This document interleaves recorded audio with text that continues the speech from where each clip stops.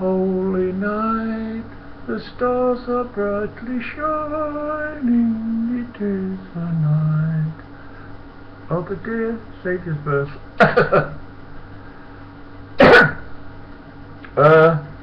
This could be long.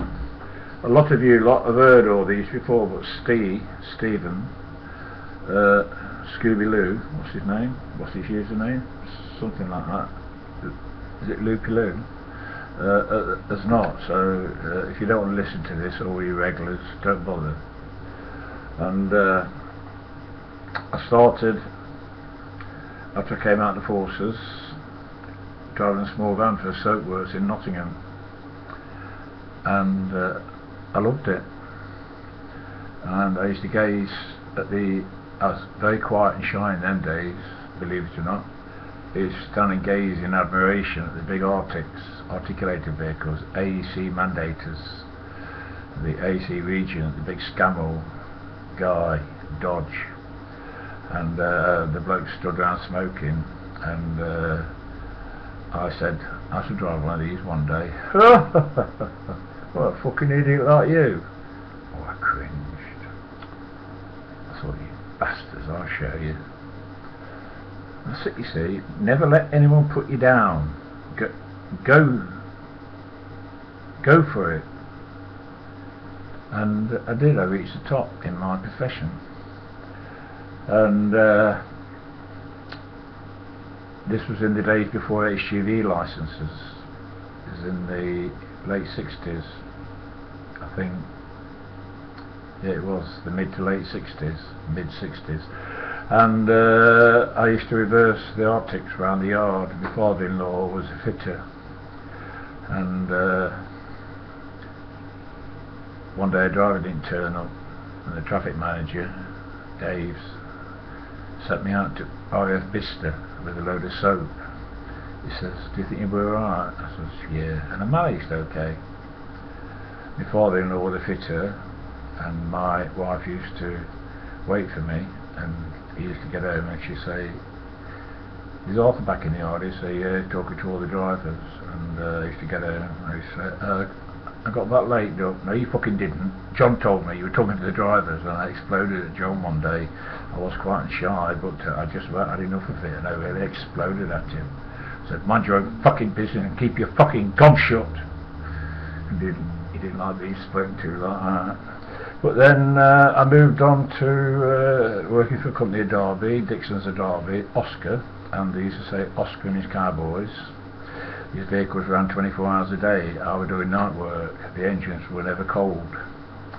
And night work, well, in the end I had to come off because I couldn't stay awake at night. The biggest wonder, I never put the lorry in the edge bottom. Of course, coming back up the motorway in the early hours of the morning from London, wow. But then, swiftly moving on, I moved down to Somerset for 13 years, and my son Andrew came down to live with me, and he didn't want for anything. I was earning good money, and he had everything he wanted: keyboards, electric guitars, car, motorbike. But I split up from the wife then, and she said she's spoiling him. I said, that's my privilege. And you have email. Being battered by the violent alcoholic. Somebody said, are you going to allow it to happen? I said, well, she broke the marriage up. It was her choice to live with a violent alcoholic, and she got rid of him and then got another one. Well, down in Somerset, well, I've done all these videos before, and Mick, the boss, were moving stone from the quarries and scrap metal from scrap yards up to the steelworks in South Wales, and coal from the South Wales pits all over the country.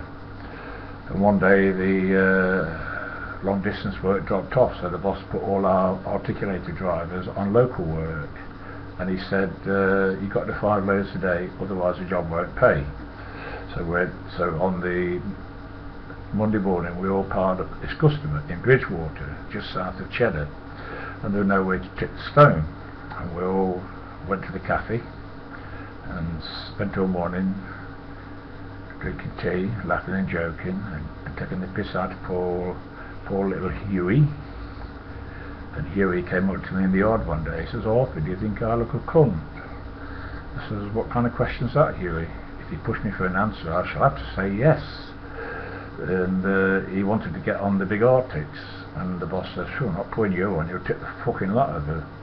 He was most upset, and the boss wanted a driver. I says, "Well, put Huey on it." He says, "No, no, no." I said, "Look, mate, put him on it and put him with me, because it was alright driving them, but when you're tipping these big bolt tippers, 32 ton at that time, you've got to be careful, because the bodies sway, you know, they easily turn over." I said, "I'll tip the load for him if necessary, and don't worry, I'll make sure he's okay." And he was okay, and then I was this big hero. He used to put his arm, he was rather immature, he used to put his arms around me in the yard, but I said, "Get off!" And the bloke used to say, "He loves you, Arthur." And then one day in the car, Andrew was with me, and he says, "Are we going, Dad?" And Huey said, I wish you were my dad, because he was an orphan." And I shouldn't have told the blokes, no, because it became a standing joke. I used to get back in the yard and they'd say, "Yeah, off, your lad's here."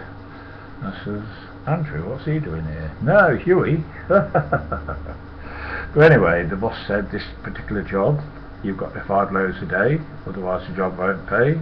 And we all sat around drinking tea, as I say, and midday, big Geordie was the first one to get rid of the load, and he drove back up to the quarry, passing our yard as he drove into the quarry, and he came out with a second load of stone on.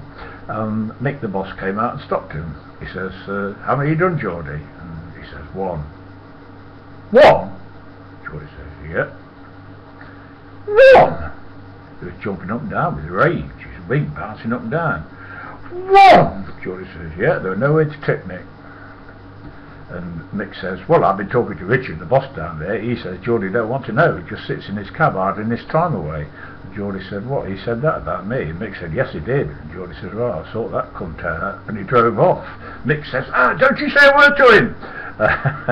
And Mick panicked because they were lying. He sent the rep down. "Don't let Geordie go in that office." And Geordie drove down one section of the M5 to Bridgewater, fuming, steam blowing out of his nostrils. And the rep went hurtling past in the car, and at the customer, Geordie screeched to a halt, marched over to the office, and the rep put his hand up. He says, "Mick says you haven't got to go in there." Geordie says, "Get out of my fucking way or I'll flatten you." And he went in shouting and bawling at poor Richard, the boss, and he says, Geordie, calm down, I haven't spoke to Mick this morning, he's lying to you." So Geordie took his second load off and went hurtling back up to the yard, marched in the office, and the boss's daughter sat there. And Geordie says, "Where is he?" And she said, he's had to go out." Yeah, he went out Geordie's way. And then the boss brought a porter cabin for our drivers to hang about instead of hanging around the office. And he went on the back of a 40-foot flat trailer, and he gave the job to Big Dennis. Very stroppy, banned from every pub in Cheddar for fighting, and fancied giving the load to him. And there was a narrow lane from the village of Cheddar up to our yard in the quarry, and Dennis got the load stuck. Well, I weren't there. Geordie was telling me. He says, "Honestly, I fucking pissed myself for laughing." Dennis was on the back of the trailer in a temper, his eyes bulging and his head used to go forward, and he was tearing branches off these beautiful trees and hurling them into these beautiful gardens. And a lady came out and complained bitterly, and Dennis told her to fuck off, and she ran back indoors in tears. And the husband came out. "How dare you speak to my wife like that?" And Dennis threw a branch at him and told him to fuck off. And his voice could be heard echoing up and down the lane. "When I get my hands on Mick, I'll wring his fucking neck." Geordie said, "Honestly, Arthur," he said, "I thought I'd been having a heart attack." We were laughing. And Dennis eventually got the load up to the yard, and Mick and his wife had to go back down the lane and apologise to the enraged residents who had been violated with Dennis's awful language. He should have given the load to me. I mean, I know I wouldn't have carried on like that, no. But anyway, he didn't. And then I'm swiftly nipping through all this because I've been through it before. One day Dennis had to do a load down to this local customer, which involved just doing one section of the M5 from Highbridge to Bridgewater, and a hitchhiker was he was thumbing, and of course Dennis ignored him because he was only on local work, and the hitchhiker went like that. Fuck you. And Dennis was looking in the near side mirror. He screeched to a halt, ran back. The hitchhiker went like that, and Dennis whacked him one. Thump. I bet that the last time he ever put two fingers up as a driver. No one put two fingers up at Dennis. And then I got the new Scania and got back in the yard one day, and Amanda, the boss's daughter, was running the job, and she says, take that 8-legger off her and go in the quarry and put a load of stone on it, 20 ton, for this local customer at Bridgewater. I says, what, that old thing, after driving a brand new Scania? She says, yeah, well, I've got some other work for that. And so I drove out the yard into the quarry, up the hill past the two-way bridges, put 20 ton of stone on. It was an old guy, you know, steering wobbling and rattling and banging, and the old crash gearbox. And I came back down the hill and the brakes failed. Got my foot down to the floorboard and it was picking up speed. I put the headlights on and sounded the horn. I'm surprised it even fucking worked. And of course the people in the two-way bridges, and as it happened there weren't any lorries on the weighbridge, but they all ran as this big guy truck came hurtling down the hill off the side of the Mendip Hills, and there was a sandpit strategically placed between the weighbridges, and I steered it into the sandpit and it sunk and stopped. And I got out wobbling. I didn't have to jump out, it just sunk down. I just stepped out and walked down to the yard, and I said to Amanda, the brakes failed, I've had to put it in the sandpit. She says, oh dear Arthur, the customer's waiting for that load, did you have to put it in the sandpit? I says, well no, I could have come round, Amanda, and I'd have gone past the yard doing about 90 miles an hour. And she laughed. I said, it's not funny. And next day the boss weren't happy. He says, that was the right performance yesterday, wasn't it? I said, yeah, it was, mate. What happened? I said, brakes failed. Well, didn't you see the warning light? I said, it didn't work, mate. Well, didn't you hear the warning buzzer? It didn't work, mate. Well, the actuators, if the air pressure goes down, it locks the brakes on. So it didn't work, mate. He says, bloody performance. I've got to pay for that big cat, the caterpillar that came down from the quarry and pulled it out. I said, what the fucking hell was I supposed to do, Mick? The best thing you do is put a fucking anchor in there. Next time it happens, I'll throw the anchor out. And they walked away from it. Don't you speak to me like that. I said, stuff the job at your fucking arse, I'm going home. But of course he could never get drivers to drive those old bangers, and he soon fetched me back. And little Jim, the fitter, vertically challenged, I couldn't help digging. I walked in the garage one day, I says, where's the dwarf? And Jim was down the pit under a truck. He looked up with his spanner in his hand. He said, I'll wrap this fucking spanner around your neck one day. And I walked in, and another morning I was on about this driver Geordie, who could be a right stroppy bastard, and I said, he's a right cunt. I said, he's a right bastard, you've got to watch him, you know, he'd stab anybody in the back. And I turned around and Geordie stood there. I said, oh, hello mate, how are you? He said, how am I? I said, yeah, you know, no offence. I managed to get out of it, but that was close. That was close. And lots happened down there. But then I lost my job during Margaret Thatcher's recession, and I had to give up my home down there, and we came back to Nottingham and worked for this company at Colic, where I met Big Kev. I'm looking at the grill, it's all little holes in it, and I'm looking at it, it's making my eyes go funny. Big Kevin. And he was, at that time he was only 21, and we had a Steyr Eastern European. It's on my Facebook profile, and it had got what gearbox was it? It was a crash gearbox, but it was a bastard. You don't use the clutch.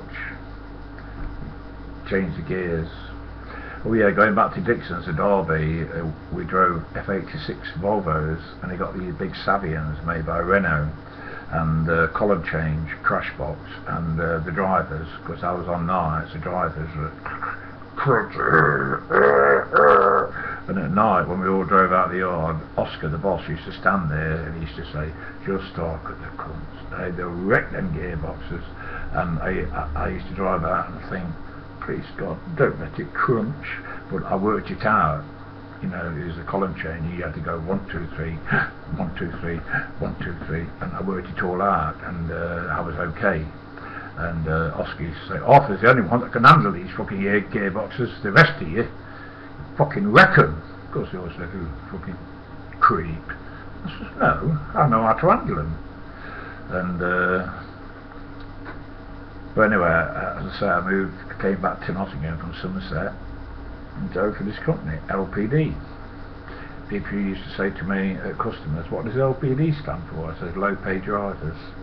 And the boss heard about it. He says, well, I don't find that very funny, all the fucking money I pay you blokes. And actually what it stood for was his daughter Lisa, his son Peter, and his wife Desiree. And Ron, who's now passed away, unfortunately. Yeah. Then, oh yeah, I was poached by Mick Scottney to drive his big F12 Globetrotter, and Ron weren't very happy. He said, you poached my best driver.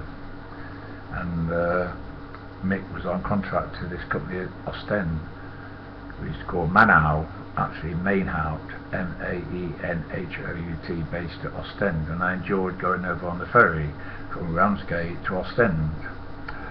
And one night, the 10 o'clock ferry, it was a 4-hour crossing, and it turned into an 8-hour crossing because it was a very wild and windy night, and as the ferry left Ramsgate Harbour, it got blown onto the Goodwin Sands and it became stuck.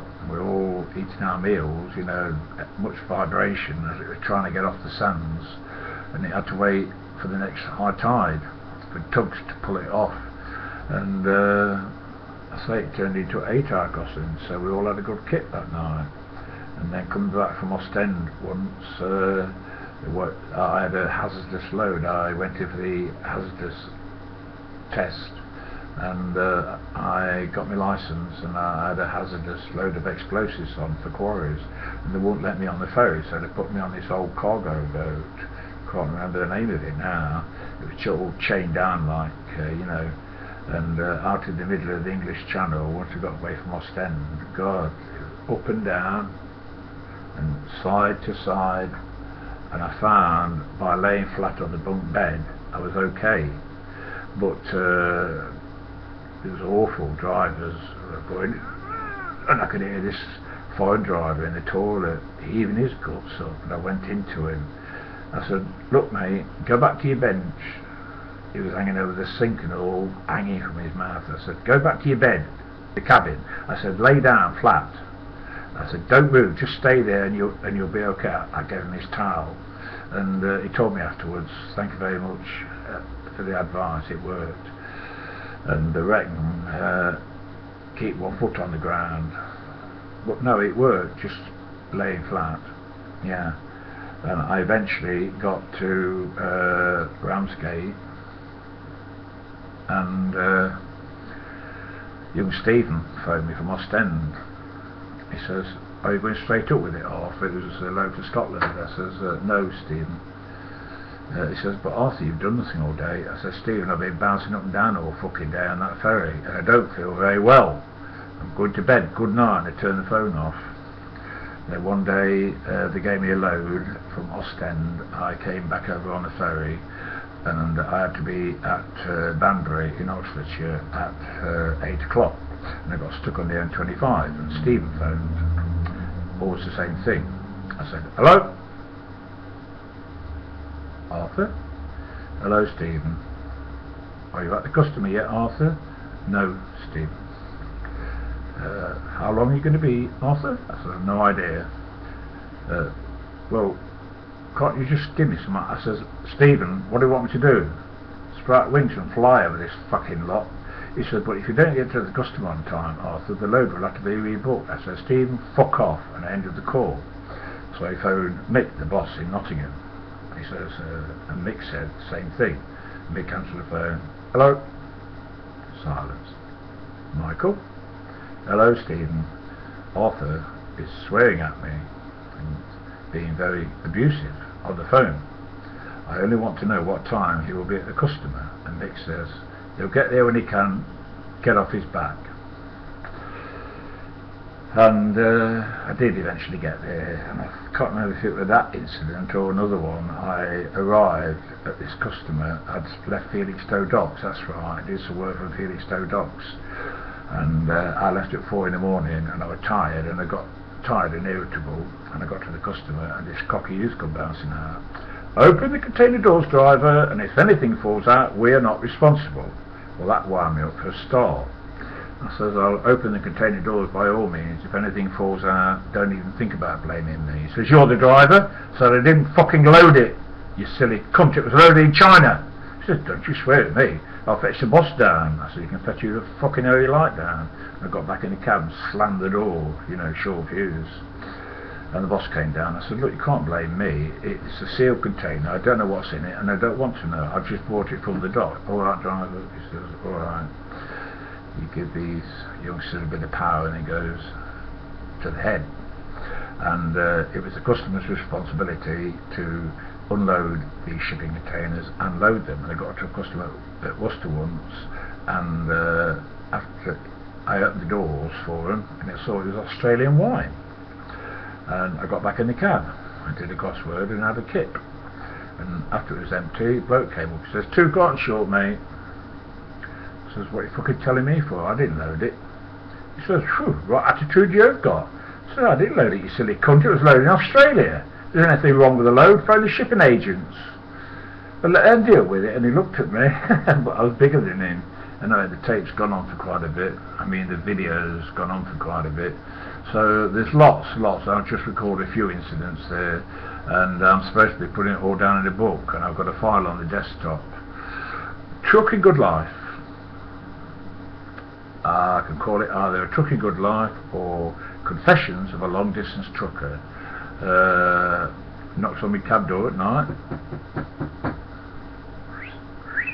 and all that kind of thing, but Trucking Good Life. 40 years driving the trucks, and it ended when I had the heart attacks, and I retired early, and now my health has really gone downhill, but you know, I'm alright. I'll keep going. I'm not going yet, so I better go because it's been going on for quite a bit. So that's it. See you later. Cheers. Bye.